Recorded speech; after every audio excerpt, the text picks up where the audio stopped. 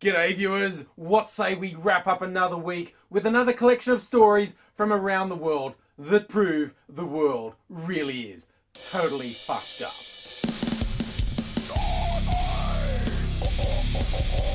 And I want to start this week with a story a lot of people sent me links to during the week. Namely, the guy doing the signing at the Nelson Mandela Memorial. The guy doing the gibberish signing. Now, the South African authorities seem to be running for cover a little on this. The guy was clearly signing gibberish. He has come out and said, oh, what happened is I had a schizophrenic episode and I was hearing voices and panicking. If that's what was happening, you were holding it together fairly well. That claim is somewhat undermined by a disability rights group who said, no, we fucking complained about this guy before. He gets this job all the time and he doesn't know how to sign properly. On the surface, this seems to be a case of, government corruption, it would look like. Someone being given a job because they're part of the network. They've got the right contacts rather than the right abilities. And if that turns out indeed to be the case, I don't side with people who think it's totally fucked up. I think it's totally awesome. Because if this is true, if this guy goes in knowing he can't sign and he's got the job basically because of corruption, he is going on one of the most watched things this year on TV and bullshitting. Just going, man, everyone's got to know this shit doesn't mean anything. And that takes some pretty fucking serious balls. Either that or this is a man who gives zero fucks about anything and anyone in the world. I want to start a bit light and then I'm going to plunge into the ongoing story of what's the worst spying story this week. You know, and if you go the broad spectrum of spying, abuse of power and stuff, it's been a pretty shit week for it. Right here, where I live, the police have been given fantastic new move on laws, which means if the cop says move on, that's a legally binding thing. If you don't move on, you've then committed a crime, which is friggin' awesome. Obviously, there are lots of situations where that would be a good thing and would help the majority of people. Equally obviously, this is frighteningly open to abuse in that you have literally committed an offence if you don't want to move from where you are just because a cop told you to. If you are not breaking any other law, suddenly you are breaking a law just because you didn't move when a cop told you to. I call bullshit on laws like that. That is going way too far. And speaking about going too far, France seems to be about to pass laws that would virtually turn France into a police state. You know, it's all surveillance, against the terrorism, the terrorists. And you know what? There are bad people in the world. Giving the government unlimited ability to spy on everyone and to declare, hey, that's what you just said, that's against France's interest. Because we said so. And it's broadened into economic interests. So if you were protesting or urging a boycott against a company you didn't like, these new laws could be used against you. Basically, this is one of those government can do whatever the fuck it want laws. It's nice to know, isn't it? Or alternately horrifying to know shit like this happens pretty much everywhere in the world. Because we've all been focused on the US because of the Snowden revelations about the NSA and other spy agencies. And I think one of the big problems is their attitude. A story that broke this week, a group found out and this is some more Snowden leaks, I think, the NSA uses tracking cookies on the internet to track people. Yes, we all know that's how you get those annoying ads and whatnot, and it's also the NSA collating stuff on you. And which, but it's just out there. Why would we want a warrant for that? We're just tracking what people do and watch and see, even though they're not breaking any laws. And I saw these pictures this week of a spy satellite being launched. There's a group called the US National Reconnaissance. Gee, how many ciders did I have before starting this video? the US National Reconnaissance Office, responsible for the spy satellite network. Okay, launch a new spy satellite. Shit happens all the time.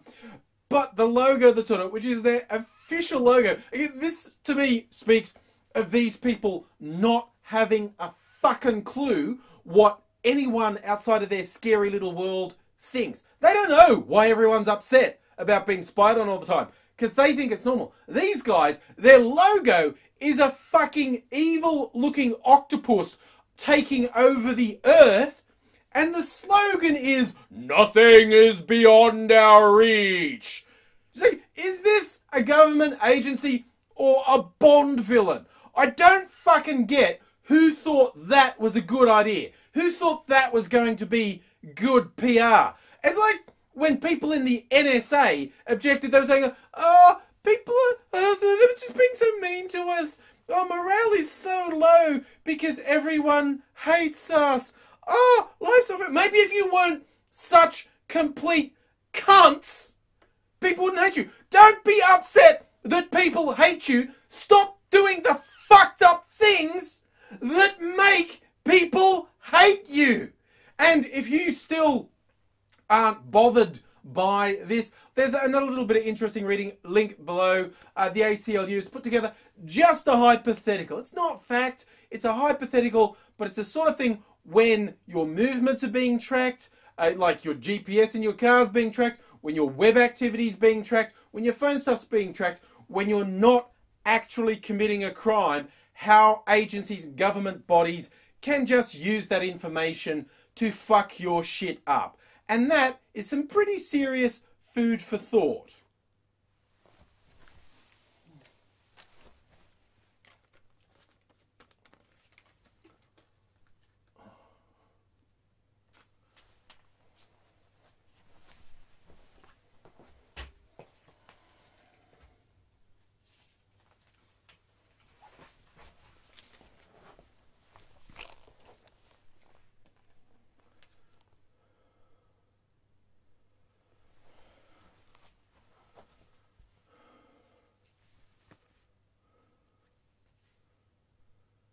Another of my pet hates after government abuse of power is corporate abuse of power, particularly as it relates to abuse of systems that were set up to protect copyright and patents.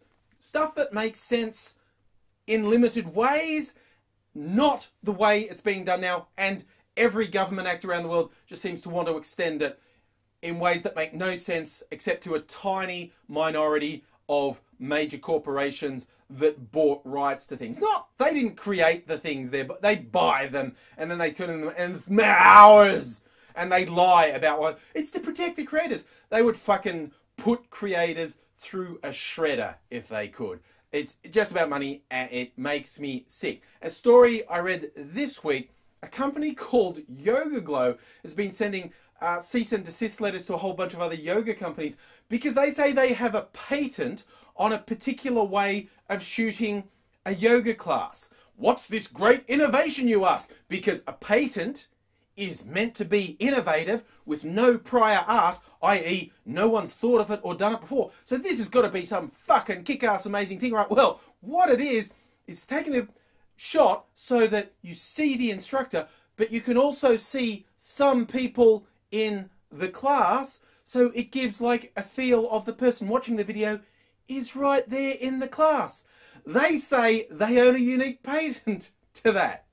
Yes, you make me think, isn't that how every fucking aerobics class, exercise class, yoga class video I've ever seen has been shot?